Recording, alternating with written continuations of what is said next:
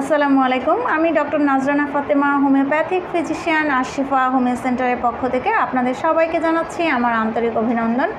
আজকে আমি আপনাদের সাথে শেয়ার করি একটি কেস, যে কেসটি আসলে কোনো প্যাথোলজি নাই, যেখানে রোগীটি হঠাৎ করেই তার প্রচণ্ড শ্বাসকষ্ট শুরু হয়, সে নিঃশ্বাস বন্ধ হয়ে দম আটকে এমন অবস্থা যে সে বুঝাতে যাচ্ছে যে আমি এখনই মারা যাব, এমন একটা পরিস্থিতি তৈরি হয়েছিল।